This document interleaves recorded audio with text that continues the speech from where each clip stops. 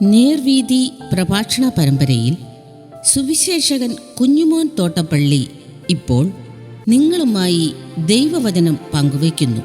ശ്രദ്ധിച്ചാലും.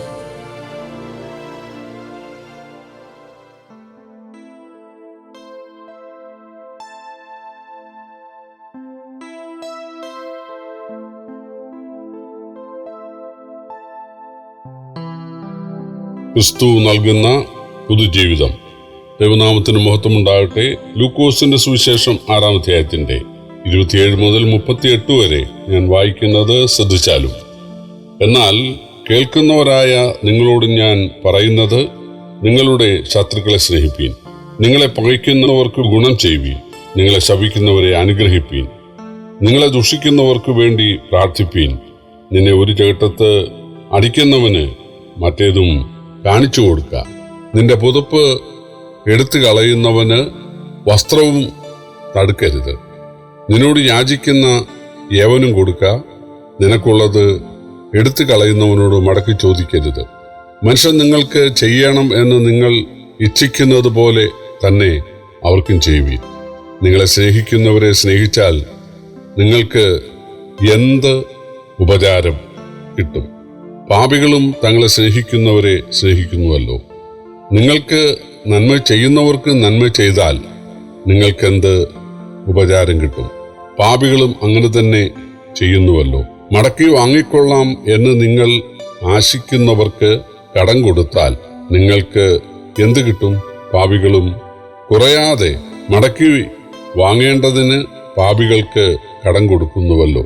നിങ്ങളോ ശത്രുക്കളെ സ്നേഹിപ്പീൻ, അവർക്ക് നന്മ ചെയ്യുവീൻ, ഒന്നും പകരം ഇച്ഛിക്കാതെ കടം കൊടുപ്പീൻ, എന്നാൽ നിങ്ങളുടെ പ്രതിഫലം വളരെയാകും. നിങ്ങൾ അത്യുന്നതന്റെ മക്കൾ ആകും. അവൻ നന്ദി കെട്ടവരും ദുഷ്ടന്മാരുമായവരോടും ദയാലുവല്ലോ.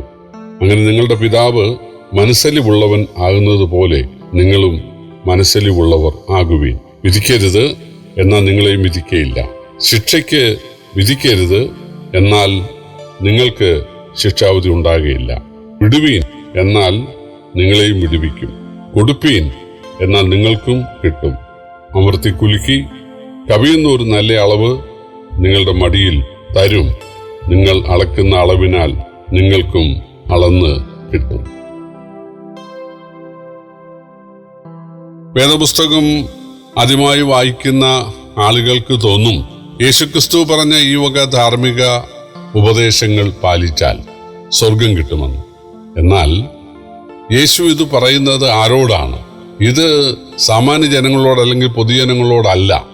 സ്വർഗസ്ഥനായ നിങ്ങളുടെ പിതാവ് മനസ്സലിവുള്ളവനായിരിക്കുന്നത് പോലെ നിങ്ങളും മനസ്സലിവുള്ളവരാകുവീൻ എന്ന് പറയുന്നത് ആരോടാണ്? ദൈവമക്കളോടാണ്. ഈ ലോകത്തിൽ അങ്ങനെ ഒരു കൂട്ടം ആളുകളുണ്ട്. ജന്മന ആരും ദൈവമക്കളല്ല. ഏതെങ്കിലും മതം ഒരാളെ ദൈവമകനാക്കുന്നുമില്ല. മതാചാരങ്ങൾ അല്ലെങ്കിൽ ധാർമ്മികത, സാമൂഹ്യ സേവനം, ഇതൊന്നും ഒരാളെ ദൈവമകനാക്കുന്നില്ല. നമ്മുടെ സ്വയ പരിശ്രമം കൊണ്ട് അല്ലെങ്കിൽ മത നേതാക്കളുടെ പരിശ്രമം കൊണ്ട്, മാതാപിതാക്കളുടെ സഹായം കൊണ്ട്, പരിശ്രമം കൊണ്ട് ഒരാൾക്കും ദൈവമകനോ ദൈവമകളോ ആകാൻ സാധിക്കയില്ല. വേദപുസ്തകത്തിൽ അതിൻ്റെ മാർഗം പറഞ്ഞിരിക്കുന്നത് യോഹന്നാൻ സുവിശേഷം 1-ാം അധ്യായത്തിലാണ് 12-ാം വാക്യം. യേശുവിനെ കൈക്കൊണ്ട് അവന്റെ നാമത്തിൽ വിശ്വസിക്കുന്ന ഏവർക്കും ദൈവമക്കളാകുവാൻ ദൈവം അധികാരം നൽകി. ഇവിടെ മോശയാൽ ലഭിച്ച 10 കൽപ്പന ഉണ്ടായിരുന്നു. പക്ഷെ അത് പാലിക്കാൻ, അത് നൽകാൻ മുഖാന്തരമായ മോശയ്ക്ക് പോലും സാധിച്ചില്ല. അതാണ്. അപ്പോൾ ന്യായപ്രമാണം അല്ലെങ്കിൽ 10 കൽപ്പന ആചരിച്ച് സ്വർഗത്തിൽ എത്തുവാൻ ഒരാൾക്കും സാധിച്ചിട്ടില്ല, സാധിക്കുകയുമില്ല. അങ്ങനെ സാധിക്കുമായിരുന്നെങ്കിൽ ദൈവം മനുഷ്യാവതാരം ചെയ്യേണ്ട ആവശ്യമില്ല.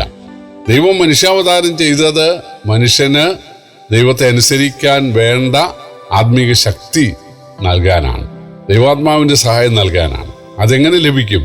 യേശുക്രിസ്തുവിനെ രക്ഷകനായി സ്വീകരിക്കുന്ന ആളുകളിലേക്ക് ആ നിമിഷം തന്നെ ദൈവത്തിന്റെ പരിശുദ്ധാത്മാവ് വരുന്നതിനാൽ അവർക്ക് ഒരു പുതുജീവിതം നയിക്കാൻ സാധിക്കും. അത് പണ്ട് ന്യായപ്രമാണമുള്ള, അത് ആചരിക്കാൻ ശ്രമിച്ച യഹൂദന്മാർക്ക് ഉണ്ടായിരുന്ന ആ ഒരു നീതി, ആ ഒരു ധാർമ്മികത അല്ല. അതിലൊക്കെ ബഹുദൂരം ഉയരത്തിലുള്ള ഒരു നിലവാരം അവർക്ക് ഉണ്ടാകും. അത് തരാനാണ് യേശു ഇവിടെ വന്നത്. യേശു പറയുകയാണ്, ഇതാണ് ദൈവത്തിന് പ്രസാദമുള്ള നിലവാരം. പക്ഷേ മോശ മുഖാന്തരം ലഭിച്ച ന്യായപ്രമാണം പോലും അനുസരിക്കാൻ മനുഷ്യർക്ക് സാധിക്കാതിരിക്കുമ്പോൾ പിന്നെ കൂട്ടുകാരനെ സ്നേഹിക്കാൻ പറ്റാതിരിക്കുമ്പോൾ എങ്ങനെ ശത്രുവിനെ സ്നേഹിക്കും? സാധിക്കത്തില്ല. എന്നാൽ അങ്ങനെ ഒരു കാര്യം സാധ്യത പ്രായമാക്കുവാൻ, അങ്ങനെ നമ്മളെ അതിന് പ്രാപ്തരാക്കുവാൻ, നമ്മളെ പുതിയ സൃഷ്ടികളാക്കാനാണ് യേശു വന്നത്. അതുകൊണ്ടാണ് എൻ്റെ അവസാന ഭാഗത്ത് എഴുതിയിട്ടുള്ളത്, നിങ്ങളുടെ പിതാവ്, സ്വർഗത്തിലെ പിതാവ് മനസ്സലിവുള്ളവൻ ആകൊണ്ട് നിങ്ങളും മനസ്സലിവുള്ളവരാകുവിൻ. അപ്പോൾ യേശുവിനെ രക്ഷകനായി സ്വീകരിച്ചാൽ ഈ ഒരു നിലവാരത്തിൽ ജീവിക്കാൻ സാധിക്കും. യേശുവിനെ രക്ഷകനായി സ്വീകരിച്ച ദൈവമക്കളായവർ ഈ നിലവാരം മറക്കരുത്. അതാണ് യേശുവിടെ ഉദ്ദേശിക്കുന്നത്. അതുകൊണ്ട് ഇത് ആർക്കാണ് ഇത് കർത്താവ് ഉപദേശിച്ചത്, ആരെ ഉദ്ദേശിച്ചാണ് ഇത് എഴുതിയിരിക്കുന്നത് എന്ന് മനസ്സിലാക്കി അതിൻ്റെ ഗുണഭോക്താക്കളാകുവാൻ ദൈവം ഇതിനാൽ ഏവരെയും സഹായിക്കട്ടെ. കർത്താവിൻ്റെ വലിയ നാമം ഇന്നും എന്നേക്കും വാഴ്ത്തപ്പെടുമാറാകട്ടെ.